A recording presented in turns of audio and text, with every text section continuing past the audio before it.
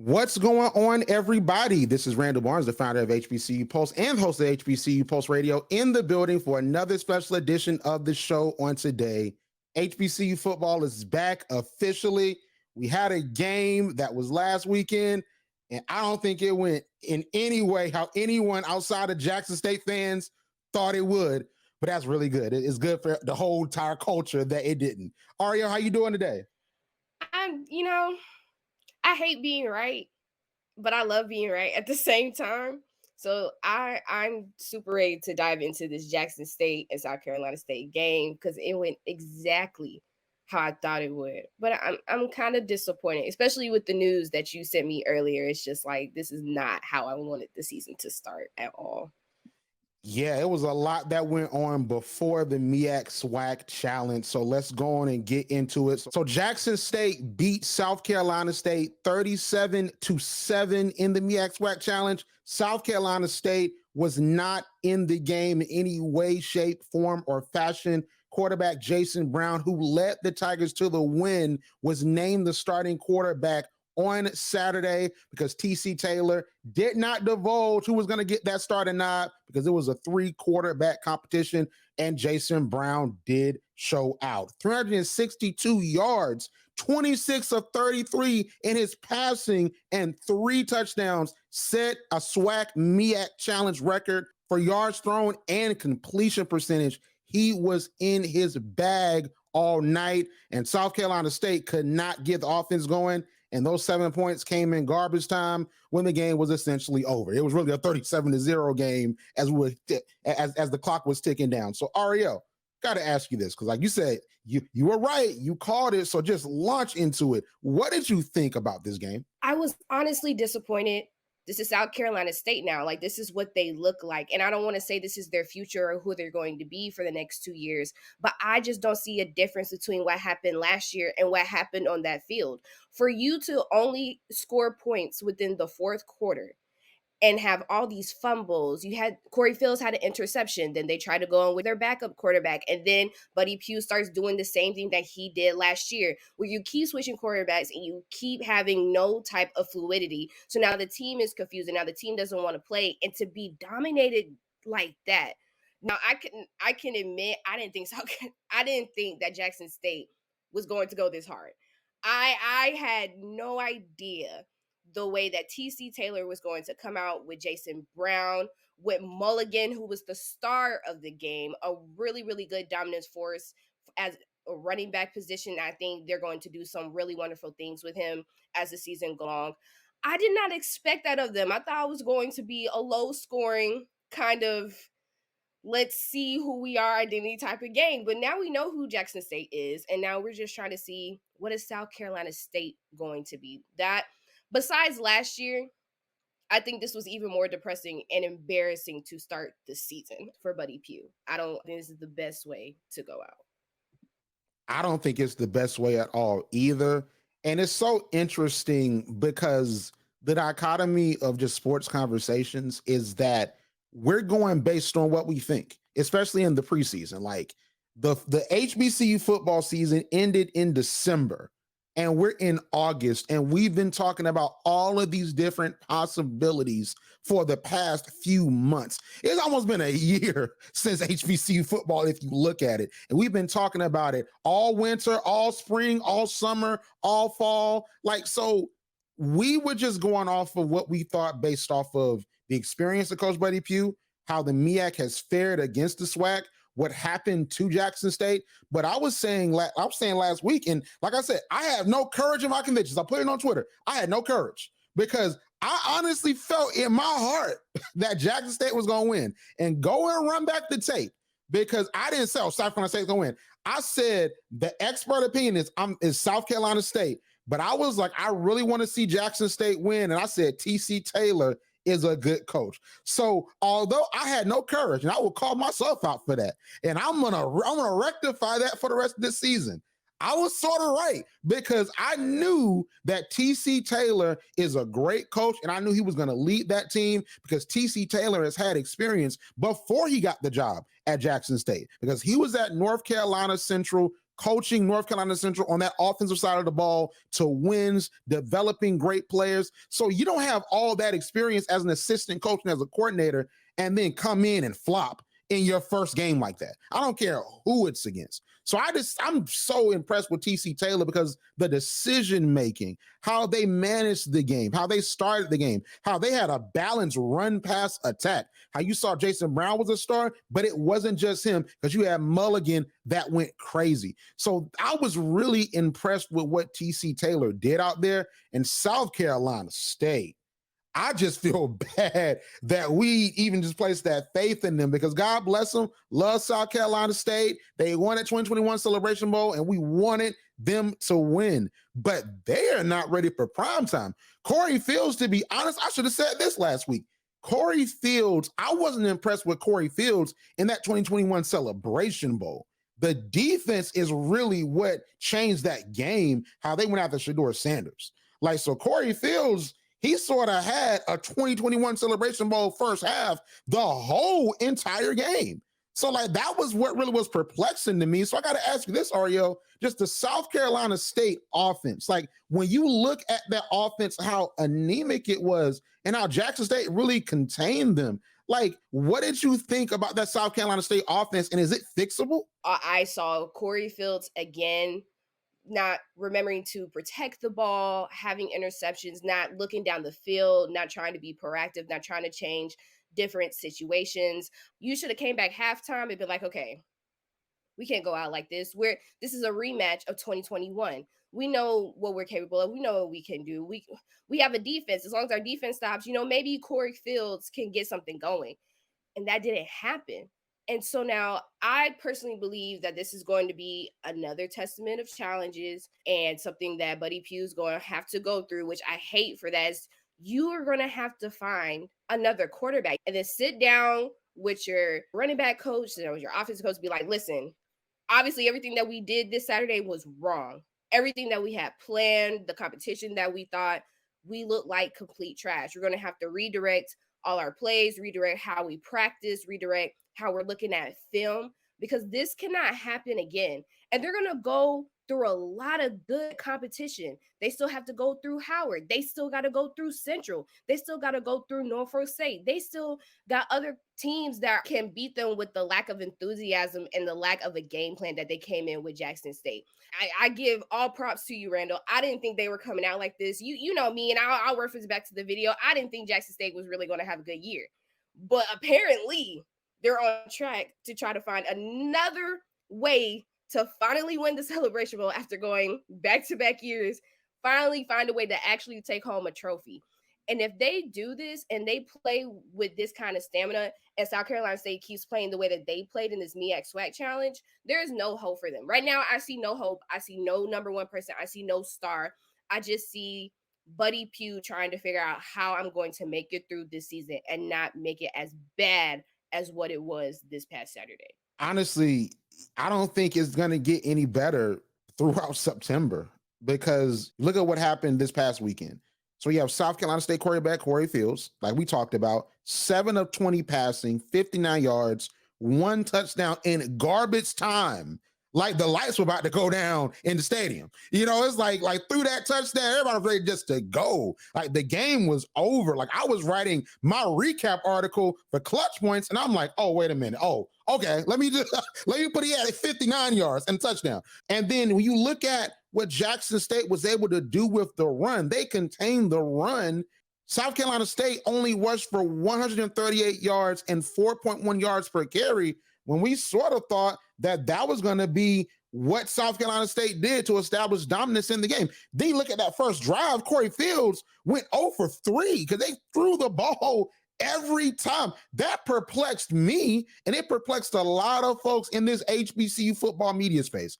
Everybody was like, why are you throwing it 3 times? Like, why are you doing that? Why don't you do what you did in 2021? Like, Buddy Pough is still there. He's been there for 22 years. It's not like South Carolina State has a new coach right now. You ran the ball back then. So run it now, like establish the game, like sort of get Corey Fields, to get things going, to get the jitters out. It's the first game of the season on ABC in primetime. Like, let everybody get in the flow. Then you add that thing out. Like, then you keep them guessing. They're going to run it. They're going to pass it, play action. but that just simply didn't happen.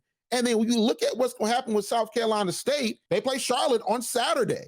That's going to be on ESPN Plus. I don't know if I want to watch that game. They play Georgia Tech, ACC school. You know, Georgia Tech ain't been all that great, but they go real great with what we saw last week. Then the Citadel. They're going to play the Citadel. The Citadel's coach is a former coach for Buddy Pough. He's going to be like, listen, Coach Pough, you're retiring. Thank you so much for this opportunity. Now, I'm going to put 50 on your head. You're not going to score a point. But God bless you, sir. Thank you for this opportunity. Like, it's going to be bad. And then they're going to play Virginia University of Lynchburg, and shout out to them. They're going to beat that team. But honestly, they're going into the season with no wins going into October. Because that's how the MEAC schedule is with only 6 teams playing football. So, Ari, I think you're totally right. I think South Carolina State might have a worse record this year. Hopefully they prove me wrong, because I want them to prove me wrong, because that's not how Buddy Pough should go out in his retirement. But Arielle, I'm thinking 2-9 is on the schedule, because who they beat in the MEAC? The only team that I believe they could possibly beat, Delaware State. I see no hope for them against Central. I see no hope for them against Norfolk. The most important thing that you must have, besides someone that can pass or that can run, you need somebody with a form of leadership, and somebody with a sense of, when my team is down, I know I can look at my quarterback, and I know as a quarterback what I need to do to pick my team back up. Sometimes you have to be independent, and none of these 2 quarterbacks that I have seen on the field that Saturday had any kind of vision of, well, this is going to happen. What do I do next? Because Buddy Pough can only coach you, and he can only tell you so much. But as a player, it comes to those times where you have to make a decision yourself. If my coach can't figure it out, then I have to figure it out with my players. And that didn't happen. So for your win to maybe only be Delaware State, and you got to go through all these other teams that are just picking up, honestly, where they're left off. You got the champions, Central, just going to pick up where they left off, because we already know what they're going to bring coming up this week. Then you have Howard, who is trying to beat the champions because they tied for first and still end up being second in the MEAC. So I think it's going to come to a decision. Like I said, you're going back to the chalkboard. You're going to have to establish your quarterback, because if you don't, then everything just falls. And then from there, try to see what works best for Corey Fields Jr. We all saw between yesterday and also last year, that he is not the best passer. Throwing is not really his strong suit, and it's ironic because he is a quarterback. But maybe he's really good with the RPO. Maybe he's really good as a quarterback sneak. We need to find his strengths and weaknesses, because trying to play a dual quarterback throughout the season is not going to work. That can't be the game plan for this year to do what we did last year. They have to try to find something different. And maybe he's a game manager. Maybe that's just the role, because you had, a really nice run game. Then you had Shaq Davis on that 2021 team, and Shaq Davis was a playmaker. He's with the Saints now, doing a lot of amazing things in preseason as we're recording this.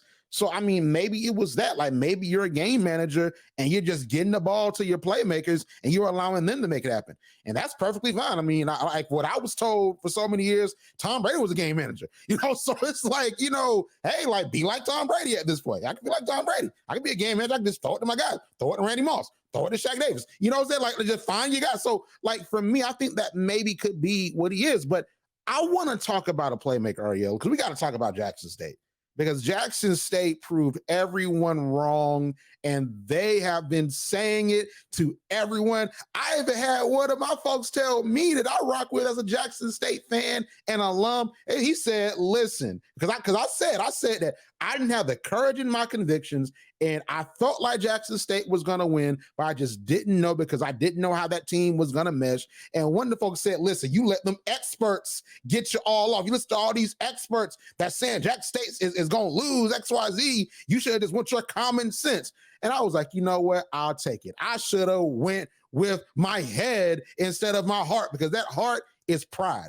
And one of the people, and you said it, Arielle, that was a star this game, the MEAC SWAC Challenge, was Irvin Mulligan, 109 yards on 13 carries, 1 touchdown, 46-yard touchdown. That was the first touchdown of the year for Jackson State. went insane because he bounced off a couple of defenders. I thought I was watching Madden.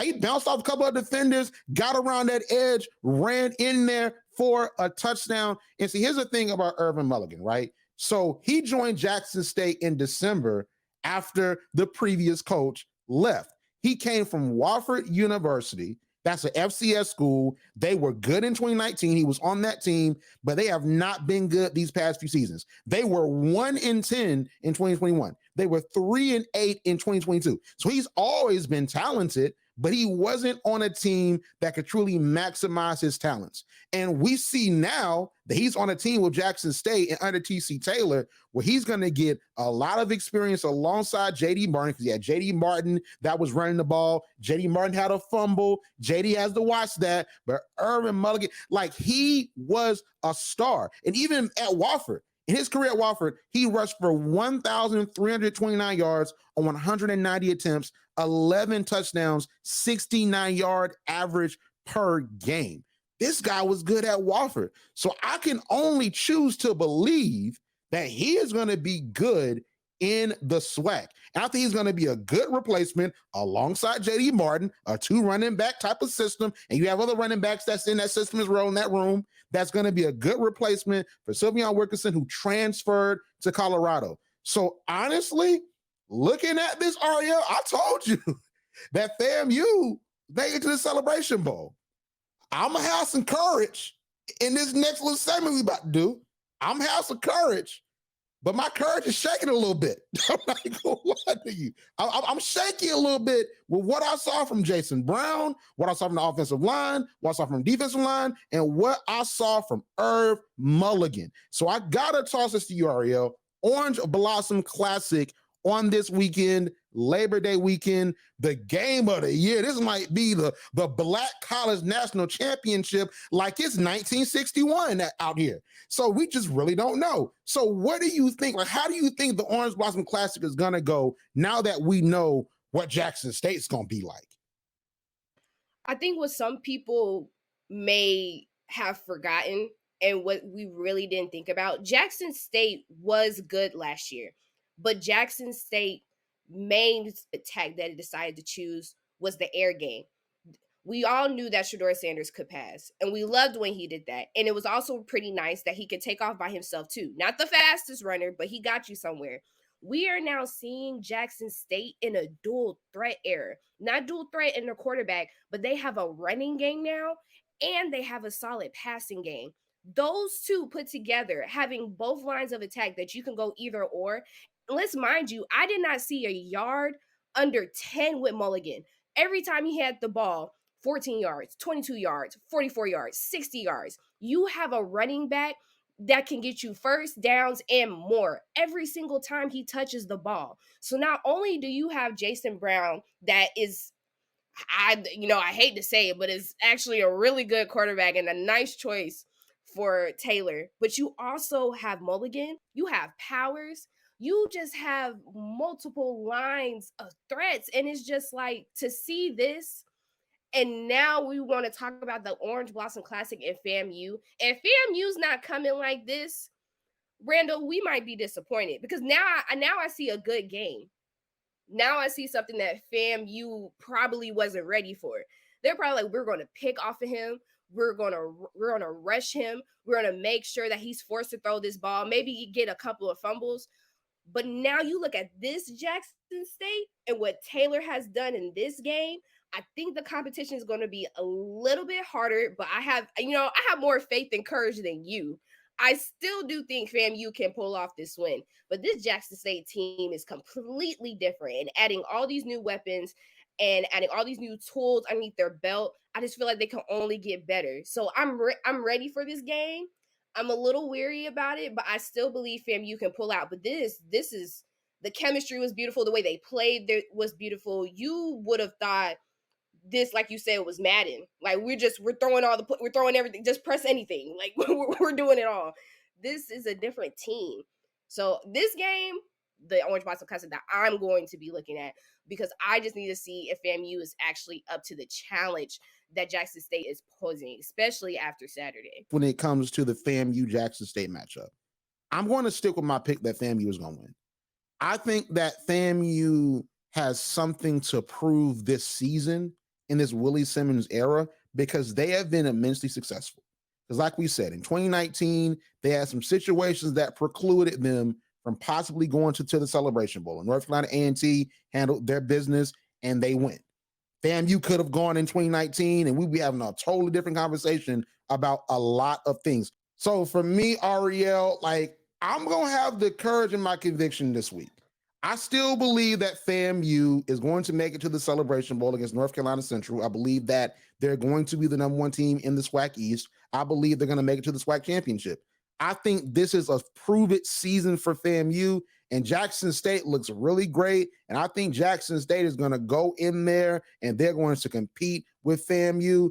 But FAMU has something to prove in this Willie Simmons era because it's been a successful era. They just don't have the hardware to show for it. 2019, they're in the MEAC. They could have made it to the Celebration Bowl, but they had some off-the-field situations that precluded them with the NCAA. And then you see North Carolina A&T, they made it. They win the Celebration Bowl. If it, like for all we know, history could have changed. Then you have 2021, they lose to Jackson State in a 7-6 defensive battle. Then they lose to an FBS opponent, but they win the rest of the games they're supposed to win, and then they make it to the FCS playoffs. To me, that's a successful season. But what is there to show for it? And then in 2022, you start off the year with a compliance issue. You go to UNC, which was a really good team, and you competed with them, put up a lot of great points. Musa looked great. Xavier Smith looked great. A lot of those players that got a chance to play looked amazing in that game. Then you go to Jackson State, you get blown out 59-3, and I can't defend that. No one's trying to defend that. Jackson State beat them down. And then you clean that up. You then win the rest of your SWAC games, and then you could have made it to the playoffs again. You were on the bubble with other tough FCS teams, and you didn't make it, and it was a really convincing argument that you should have. Like, FAMU has been successful, but they need something to show for it. So I think that FAMU, just as much as Jackson State, is going to come out there with something to prove. I think that FAMU squad, like I said last week, they were looking at that game and they were trying to see, okay, how can we win? How can we get in there? And the thing that I see that I really want to see is Jason Brown versus Jeremy Musa. Can Jason Brown, who showed improved, set records in the MEAC SWAC Challenge? Can he outduel the SWAC preseason offensive player of the year in Jeremy Musa? I think that that's really going to be the first thing because Musa is a really great quarterback, but his worst game of the year last year was against Jackson State. 11 of 27 for 102 yards, no touchdowns. But Musa's a quarterback that can do the exact same thing that Jason Brown did against Alabama A&M. 24 for 42 for 345 yards, 3 touchdowns, no interceptions in a 38-25 victory over Connor Maynard and Alabama A&M. So if we want a firefight, if we want an offensive game, Jeremy Musa can give that to them. So I'm just saying, and then all this hype, because we know we want to see HBCU players get drafted. We want to see HBCU players in the NFL. We want to see that because we know our players, they're great, and they can compete with players in any other conference. We don't care about it because we see what's happened with Shaquille Leonard. We see what's happened with Javon Hargrave. We even see what's happening with Isaiah Land and Marquise Bell and Emmanuel Wilson. So we want these HBCU players to play in the pros in the NFL. And from what I've been seeing, Javon Morgan and Kendall Bowler for FAMU, the defensive back duo, they supposed to have pro potential. They're on the Aeneas Williams Award list. They're on the Reese's Senior Bowl watch list. You had Jordan Reed, a former MEAC quarterback at North Carolina Central, and now he's an ESPN draft analyst. He has Javon Morgan on his top 10 HBCU players that could be drafted. So you have guys with pro potential at FAMU that a lot of folks are looking at to win postseason awards and make it to the big leagues. So how is Jason Brown and Jackson State in general with that offensive game? How are they going to acquiesce to that? So I think that that's really going to be the battle. And I think FAMU is going to win. I now think that's going to be a high scoring game. It's not going to be like a low score. It's going to be a high scoring game. It's going to be fun. But I think that FAMU is ultimately going to win. But then I think I will say this, one last thing. I think that Jackson State will lose this game, is going to be probably the game of the year, but they're going to win the rest of their SWAC games and they're going to make it to the playoffs. So Jackson State and FAMU are going to switch places. That's what I think after what I saw in the MEAC SWAC Challenge. You know, I think the Achilles heel for Jeremy Musa and this FAMU team is literally the Jackson State's defense. So the first year that they're playing 7-6, it wasn't that. To me, I think Jeremy Musa is one of the best quarterbacks to have in the pocket because he's flexible. He can give you time. He's a quick snapper. If you remember that 2021 season, he's a very quick snapper. His release is 3 seconds or less, and I love that. He's tunnel vision and he knows where he wants to go. And he knows that between Jackson State and some of these other things, but mostly Jackson State, that I have to make sure that the ball is out of my hands quick because they're coming for me. And they have rushed him a couple of times where they do put pressure on Jeremy Musa. Sometimes he's either sacked or he just has to take the down. But I believe that in this year, when we get that matchup, it is going to be a high-scoring game. I don't think we're going to have what we have for the past 2 years where 7-6 or they're getting blown out just because, honestly, the blowout was from not having all your players. But, you know, that's a different story. If you lose, you lose. You know, people are going to come up with their own excuses why it was still that high-scoring loss of a game. But this year, I think they're going to have to try to find a way to put that ball in the air and go for some yards. Because looking at this defense right now, what they did to South Carolina State, albeit it is South Carolina State, maybe this was easy for them, maybe it wasn't, but they are not going to let their running back on FAMU's team get more than anything than 5 yards. That's just, honestly, in your playbook, you're going to have more pass options than you are trying to run that ball, because trying to run a ball against Jackson State is literally trying to run through a wall. It's not going to happen. It's not going to be your best plan of attack. So Jerry Musa, with his quick release and his ability to make time in the pocket, is going to have to figure out how to get these players down the field, because the air game, to me, is the only way that you can win against Jackson State. Jackson State has developed and they have sustained a defense that is impenetrable. So as Jeremy Musa, and as good as he is and as great as I want to see this quarterback matchup, is going to have to find a way to keep the ball in the air, get as many yards as he can, and stay ahead of Jackson State. You can't come from behind at Jackson State. Jackson State is just that dominant. They may let you have a lead or so, but after that second half, you're not winning. Jackson State has made it up in their mind, like, okay, we let you play with us, but when we want to win, we want to win. So Jeremy Musa and his team is going to have to come hard. They're going to have to keep that ball in the air, and they're going to have to make sure that if they do want to run this play against defense, that they are protecting this ball and that they have a good running back, because that is a wall of people that he's not going to be able to get through. But this is a game that I do believe they can win.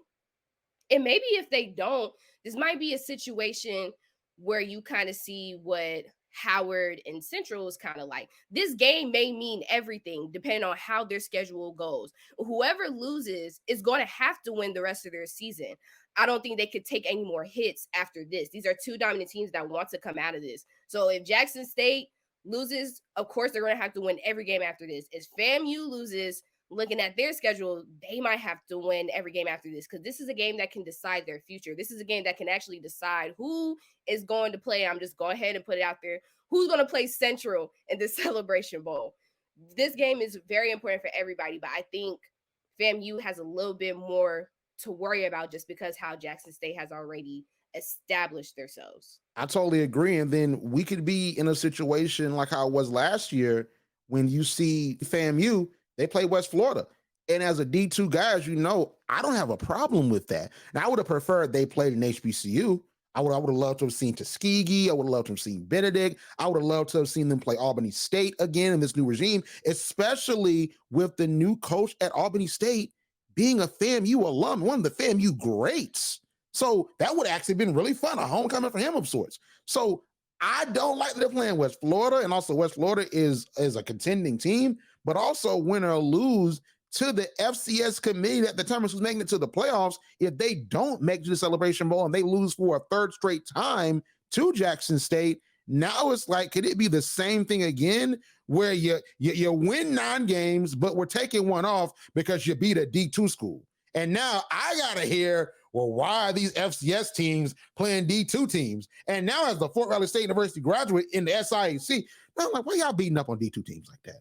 Like, we just as good too. Why y'all gonna do us like that? So it's gonna be the same thing over and over again, deja vu. And this time, I'm just gonna log off social media. I just don't have time for it because I can't deal with it. But I have to say this, Arielle. I think this is a very interesting thing too. And I know your team in the FBS is Florida State.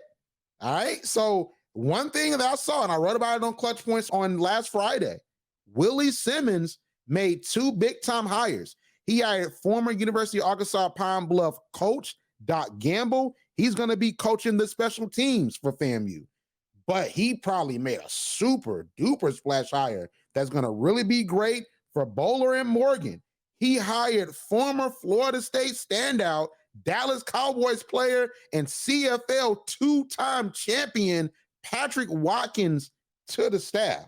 So, Ari, I got to ask you this. As a Florida State fan, is FAMU going to have a little bit of Seminole energy on that defense? I would hope so. I'm a very big Florida State fan. And if anybody knows, it's been a little rough these past couple years trying to make it back in a playoff contention series or even just trying to go to the national championships with all our woes. But the one thing that you can never, ever deny Florida State is their defense. And I think this is a perfect hire. I think it's always good, and not saying this, to irk anybody, and it probably is, but I think it's always good to have somebody or try to pull somebody that knows the competition of where you want to be. I think it's good when teams realize that, hey, we need some help. And maybe to get that help is to choose from schools that are in the position that we want to be.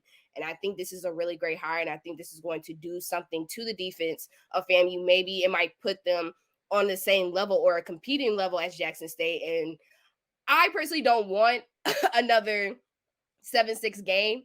I could do without it. I want a high scoring game. I want an impactful game. I need this to be the SWAC game of our lives, not for the week, but for the rest of my life. This is the game I want to talk about. When we get old and we get gray and we do our reunion episode, this is the game that I want to remember. And this is the game I want to look back and be like, wow, this is probably the best game that we have ever analyzed. Like that's what I want it to be like. So hopefully with this edition, and thank you, Florida State, for allowing us to borrow him. This is going to make it a really, really good game. But Willie Simmons is in his bag right now. So I'm super excited. That made me really happy. And I think Willie Simmons knows what he's doing this year. And it's going to be, this is going to be a tough season in the SWAC. I totally agree. And I think that the addition of Doc Gamble as well, I know that his tenure at UAPB wasn't the greatest and he did get fired mid-season. But I just think that having someone that's been in the SWAC on that special teams unit, he's not only just going to be coaching special teams, he's going to be advising Willie Simmons. So it's not going to be like, hey, listen, you coach special teams, you get them together. Like, no, it's going to be like, hey, what you think about this? It's going to be coaches meetings. It's also going to be situations where he's mentoring players, Doc Gamble. He's going to be mentoring players. He's going to be saying, hey, I think you should do this. So you actually have like another head coach on your staff that has been in the SWAC and that has seen different things. So I think that's going to be valuable as well. All right, so Arielle, of course, we're super excited for the Orange Blossom Classic. That's really the game of the week for both of us. I think everyone is ready to see that. It's going to air on ESPN, and that's going to be the last time that FAMU is going to be in the Classic for the foreseeable future. I covered that on Clutch Points. Everyone make sure to go check that out. Now we're on to the SIAC, also known as the SIAC. We got Benedict versus Shaw to start up. Who are you choosing, Randall? Give me a good analysis of who is going to take out this game. So this game is going to be the game of the Saturday, because I think the game of the weekend, of course, is Fort Valley versus Tuskegee. I'm a little bit biased, but also I believe that this is going to be who faces Benedict in the SIC championship in my picks. But Benedict versus Shaw, that's a tougher game than I originally thought, because I was like, Benedict wins that game outright. But Shaw did upset Bowie last year. They started off with Bowie with an L 17-14. And they are also really good at stopping the run. That's what Wingate did in the playoffs. And also, you have Benedict. What's going to happen with Benedict? Eric Phoenix is gone. Eric Phoenix went to Murray State. So now who's going to be at quarterback? Are we going to see a Jason Brown, Jackson State situation with Benedict? We very well could, because Coach Barrett can coach. We very well could see a quarterback come in and just change the whole entire thing up. Run game goes crazy. but we got to see what happens. I'm going to pick Benedict because that's the safe pick, but I'm a little bit nervous because Shaw's looking really good, and I think that they're going to emerge as a contender in the CIAA South. I think Fayetteville State better watch out because they might have some competition. Well, I'm gonna be unsafe and go with the latter and say it's going to be Shaw, and but and your picks are a little bit better than me, but we'll see. And then on Sunday, these are one of the top 2 games, and one of them is the game of the week that every HBCU platform has been talking about in D2. Morehouse versus Virginia Union. I'm definitely giving this to Virginia Union, but what is your pick, Randall? Morehouse is going to be better than they have been in recent years. I think they can have a 2021 season under this new coach, but I believe that Virginia Union is going to win because Jada Byers. That's just the only name I got to say. I think Jada Byers, he is determined. He wants to get what he didn't get last year. He did not get an opportunity to go to CIAA championship and lead Virginia Union to that. A lot of folks have Jada Byers on their draft board with some buzz, so he might really get out of there and get picked or get signed. So this might be his last season. We don't know. This might be his last season. I have no idea, but I think that Jada Byers has pro potential. And he's going to show that on NFL Network against Morehouse in the Black College Football Hall of Fame Classic. It's going to be sad. The CIAA is going to win this one. It's going to be 1-1 CIAA SIC. Benedict wins. Virginia Union wins. So that's how it's going to be. I think Virginia Union is going to be at the top of the CIAA once again this season. The result, Jada Byers is the answer. That's all that's needed. Any good running back, any running back that is like Jada Byers is the answer. And now for the game of the week, which is definitely disputable. Fort Valley State versus Tuskegee. This is your alma mater. This is your team. Where are we going with? So I like to be honest, and I don't want to be like a homer or someone that's biased, because if Fort Valley is going to lose a game, I'll say it. I don't think they lose this game. I think Fort Valley wins. They've won the past 2 seasons, and they won under 2 different coaching regimes. So now you have Coach Gibbs, former North Carolina A&T coach, that was out there coaching the running backs, coaching some successful running backs in the NFL. He did it once again with Emmanuel Wilson. So clearly he knows something. He clearly knows something with his running backs. So I want to see how the running backs do. Who's going to replace Emmanuel Wilson as that first string running back? But y'all got to understand this. You got Kelvin Durham, who is the SIAC preseason offensive player of the year. You got a lot of players that are returning that made that all SIAC first team. Like, Fort Valley is determined, because we could have made it to the playoffs. If we beat Benedict and then we beat Albany State, like, we could have easily made it to the SIAC championship. I know Savannah State precluded us with that loss late in the season, but that could have been us with an undefeated season. And we had our best start last season. So to be honest, it's hard to win 3 straight games. And Tuskegee, historically, they have been one of the best teams in HBCU football, period. But I think that this is Fort Valley's time. They're under an amazing coach for as long as he's with Fort Valley, because I think that the success that Coach Sean Gibbs is going to undertake, I don't know if Coach Sean Gibbs is going to be at Fort Valley that long. I have no sourcing on that. I just believe he is that great of a coach that there are going to be some teams in the FCS, some other D2 teams, and even in FBS, who knows, that are going to be calling and saying, here, name your price. We're bringing you up here. But I think that as of now, with Coach Sean Gibbs, I think that he is going to lead the team to the win alongside Kelvin Durham being his starting quarterback. And it's going to probably be a close game because Tuskegee wants this win, but Fort Valley has this. Surprisingly, I think Tuskegee is going to upset Fort Valley State. I think they're going to win this game, and I hope I'm right. I might be wrong. It is D2, but I hope I'm right. Randall, these are our games for this week. All these games look pretty good for week 1 for us to finally be back in college football. Yeah, I want to say you're going to be wrong about that Fort Valley Tuskegee game. But if you were right, I wouldn't be surprised. Like I said, Tuskegee is one of the best teams in HBCU football. So just historically, so I wouldn't be surprised at that. So before we go, we have to talk about this.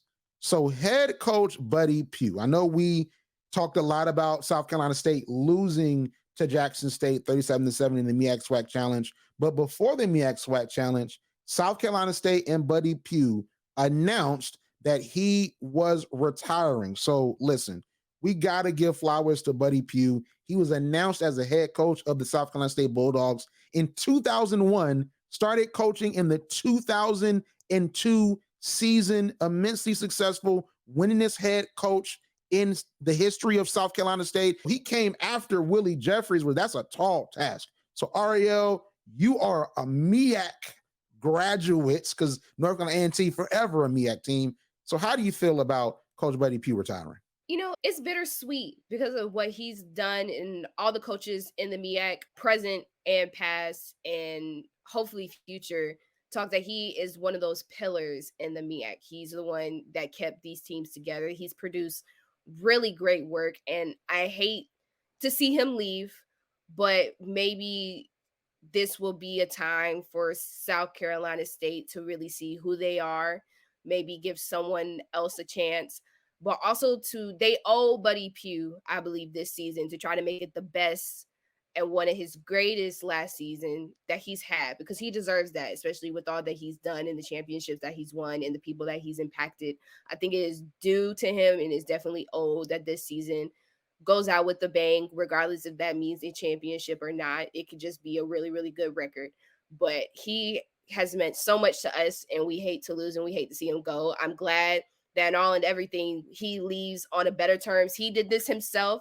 This was something that he decided to do. It wasn't anything of we're letting you go, we're not trying to replace you. He just thought it was time to leave, and I'm glad they let him leave on his own terms. It is with due respect that we give him his flowers, and I hope whatever he decides to do next, or if retirement is his plan to just sit down and play with the grandkids, that it goes very well. But he will sorely be missed in the MEAC, and we hope that he comes around for some games.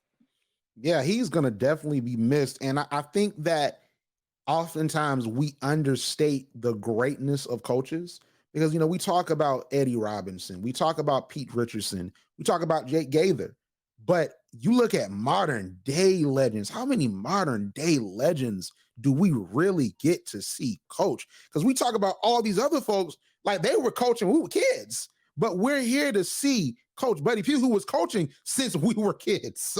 Like literally, like he has been the head coach of South Carolina State since 2002, the winningest head football coach in South Carolina State history, even more wins than legendary head coach Willie Jeffries, led South Carolina State to 2 national championships in 2009, and then, of course, in 2021, which we all know what that one was. And we thought that Saturday was going to be that. But he's just amazing. And I think one of the things that he is the best known for and that he's going to be remembered for is how he's developed people. I mean, first you look at the players he developed. So many professional players in his years with South Carolina State. And of course, the first ones you think of, Javon Hargrave, who just got a payday from the 49ers and was just in the Super Bowl. So, like, he's going to be amazing. He's going to have a phenomenal career. He's always having a great career. Then you have Shaquille Leonard with the Indianapolis Colts. Like, those two could possibly be Hall of Famers one day, especially Darius Leonard. So that's under head coach Buddy Pough in the past few years. And then let's not forget, he's also had an amazing coaching tree. I want to just say, I did my research and the ESPN put it up during the game.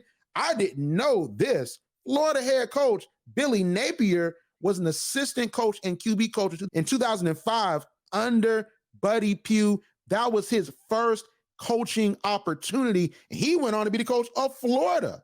So come on, Buddy Pough been doing his thing. Virginia head coach Tony Elliott, he was the wide receiver coach in 2006 and 2007. And then the Citadel coach Maurice Drayton, he was the special teams defensive back coach in 2008 and 2009.